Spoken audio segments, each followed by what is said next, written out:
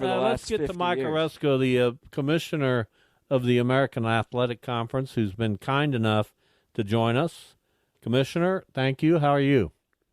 How you doing, Bob? And glad to join you. And Jeff, hope you're doing well. I am.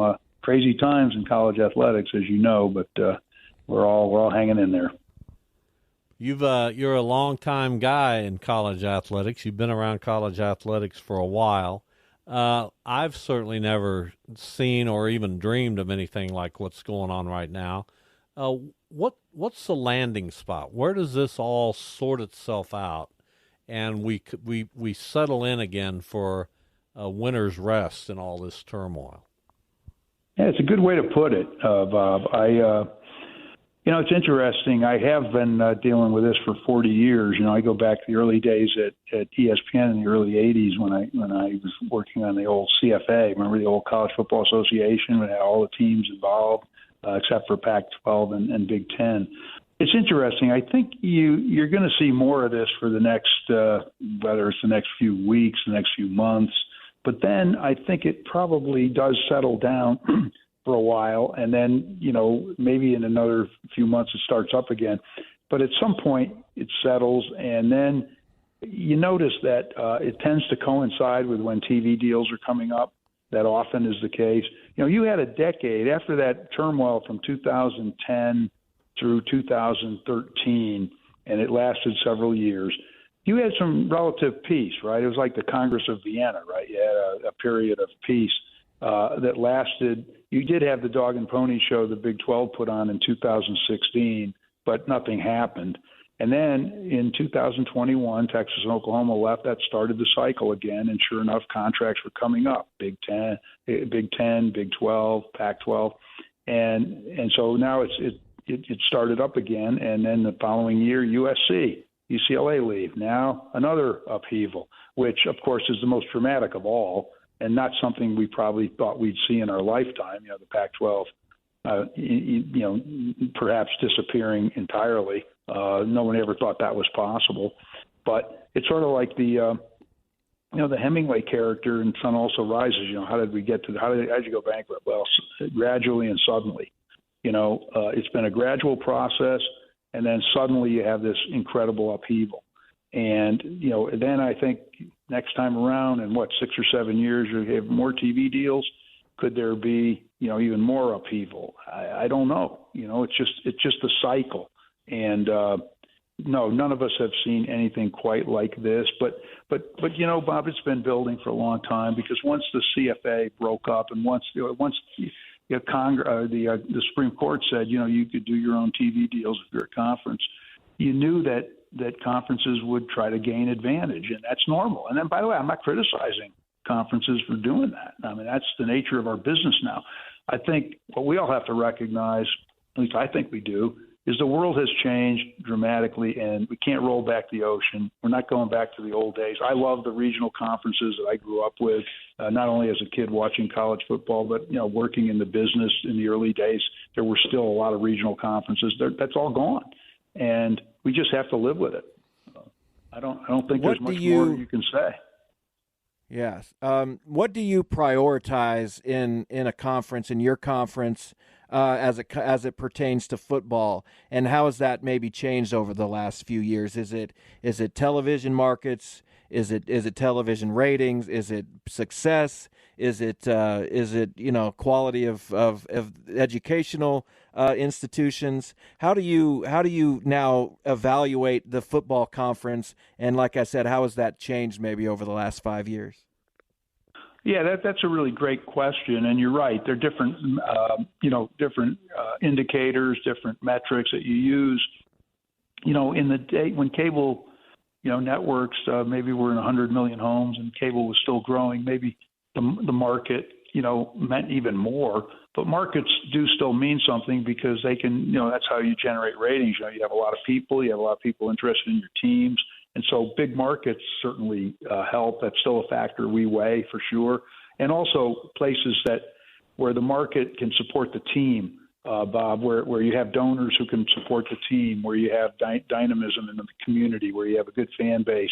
where that there's going to be growth. That's what our conference has been. It's been a dynamic conference, and that's really important. The success of the teams and the brands of the teams are probably more important now than they've ever been, and that leads to ratings and that leads to TV interest. We had ESPN has supported us. We love ESPN. We love what they do for us, in part because we had hundreds of games with 1 million or more viewers, 2 million, some with 2 million viewers, some with 3, and that's critical now because you want good ratings, and you also want interest. We have an ESPN Plus component, so you want people to be interested in your conference, and so that's a big part of it. Are you looking? And football drives it, and don't let anyone tell you differently. It drives it, and so consequently, you want strong football programs, and you want to make sure that those programs are investing and are going to continue to be good, and that's what our conference has done. And we focused on realignment and on bringing in the 6 schools. We focused on teams that we thought were in the right communities, where they could recruit well, where football mattered, where they had community support, as I said. And where they had, an urge to invest and a commitment to invest. And sure enough, that's exactly what I have with UTSA. That's exactly what we have at FAU with Tom Herman, Jeff Traylor at UTSA. It's exactly what Trent Dilfer, he has exemplified our DNA already, his feistiness at UAB. We look at Charlotte, and they're investing, and Biff Poggi's a fascinating hire. And then you look at North Texas; they have a lot of money, they spend it, they've got tremendous facilities.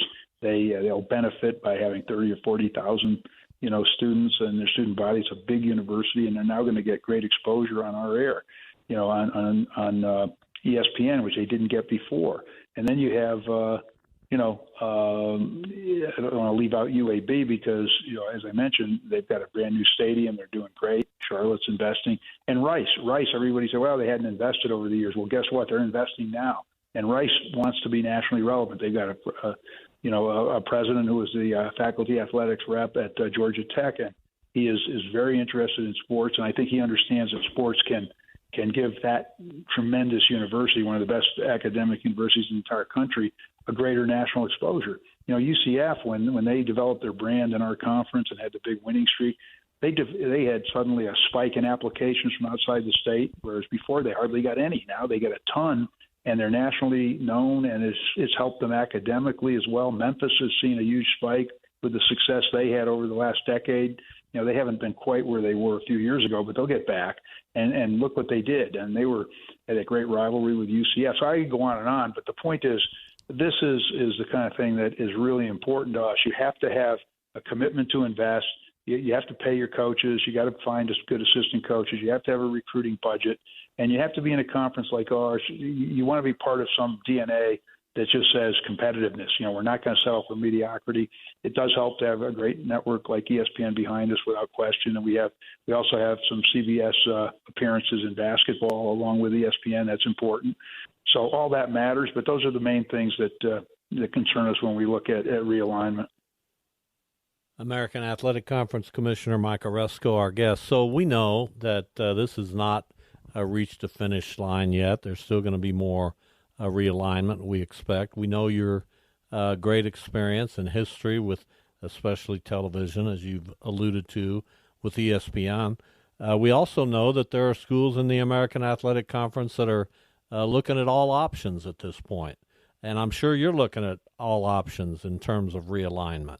How much more will this shake out, and how much more will it affect the American? Well, there's no question that, it definitely has an impact. And, it's not going to shake out for a little while. I don't think it's going to go on for another few years. You had a cycle back from 2010 when the Big Ten took Nebraska, and that cycle lasted about 3 or 4 years. It went right through 2013. I don't know that this is going to last much longer. It started in 2021, right, already, and now it's. I think it's probably nearing its end, and then it'll start up again when TV contracts come up, or you might see an unusual circumstance in a few years. So within days, within weeks, within months, I would expect that this will settle down. But yes, our conference is always in the in the conversation when it comes to realignment, mainly because we truly are a P6, P5 conference, and you saw that. You saw three 3 schools sign a piece of paper and become P5 who played in our conference, right? And, there've been talk now about SMU and the ACC. There was talk about SMU and the Pac-12. I don't say things like, oh, everybody's committed, and then next thing you know, somebody leaves. You don't say that. What you say is, I don't know what's going to happen. We have great camaraderie in the conference. I think everybody, does a great job of supporting the conference. If somebody decides to leave, then they decide to leave. The schools have their own reasons for doing things. Some of it's money, some of it's other things. And right now, we don't know what's going to happen. You just don't know. But we tend to be in the crosshairs a little bit because we have such excellent schools. We are a victim of our success, and you'd much rather be the victim of success than the other way around. So consequently, you never know what's going to happen, Bob. I can't predict, but I do think the next few weeks, months, probably things will start settling down, and then I don't expect them to stay settled forever again. And who knows? The one thing, if you try to predict, you think you're a prophet. You're not. And next thing you know, something will happen. I mean, right now, though, if you want to get specific, the Cal Stanford thing is what has to play out, right? That's kind of the linchpin right now that's holding everything, back. Those schools have to decide. The ACC has to decide what it's doing. They had reported a meeting last night. Nothing happened. And then, of course, you've got those 4 Pac-12 schools, including obviously Cal Stanford, looking for a place to go. And we'll see. That has to then shake out. And once that does, I don't know. I mean, I get the sense that for now the Big 12 might be finished. But then you have this interesting situation in the ACC. And again, I don't want to get in. I don't want to get into other conferences' business. But we've all read the newspapers, so that there's some instability still in the system. And so more could happen, and you don't know what the SEC is doing right now. They say they're not interested in expanding. We haven't seen any indication that the Big Ten's, doing anything more. We don't know. So right now there's still volatility in the system.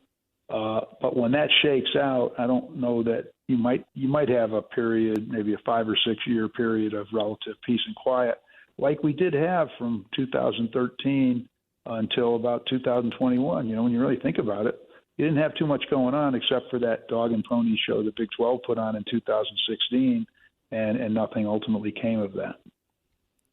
Mike, do you have time for one more question? Absolutely, Bob. No question about it. I spent. That's Jeff. Yeah, we sound very alike. We sound just alike. Jeff, I was just going to ask. I do. In fact, Jeff, you could ask me a couple more. I mean, I devoted some time to this, and I appreciate it. And also, I'm thrilled that it can be on Wichita State. It means a lot to us, and I know that they don't play football, but they're heavily involved in our affairs, and I'm sure they're watching everything, and we'll see what happens. So yeah, shoot, if you have another question or two. No problem. Yeah, that's exactly where I was going. What it means in the current college athletics and especially college football landscape to be a school that doesn't play football in a conference where football is, king, of course, as it is in the American and many other conferences. And just you just said it though, your overall dedication to Wichita State as that school in the American that doesn't play football.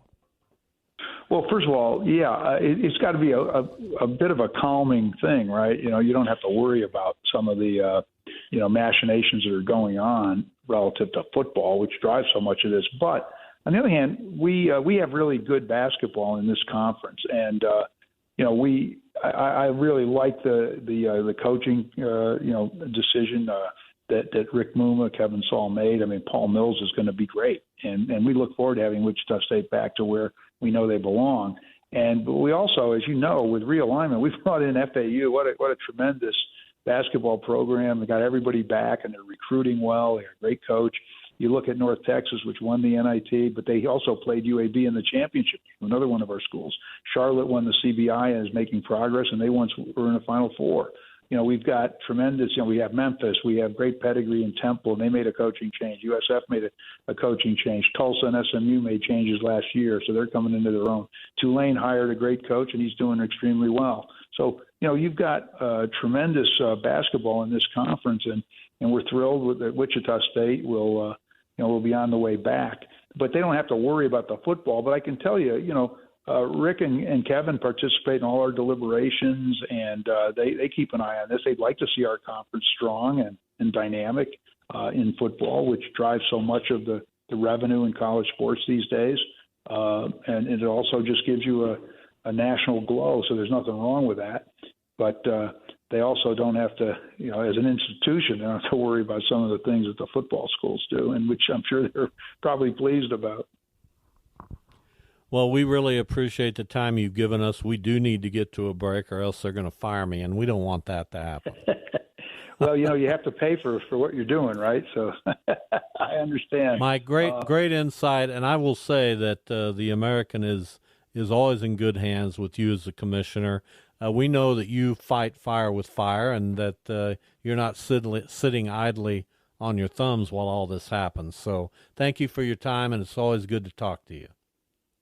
Well, thanks for the kind words, Bob. That's very nice of you, and thanks to you and Jeff for having me on. And again, my best to you and all your listeners in Wichita and in the greater area. And thanks for having me. All right, have a good one. Thank you, Mike. You too. Have a great rest of the day. Thank you.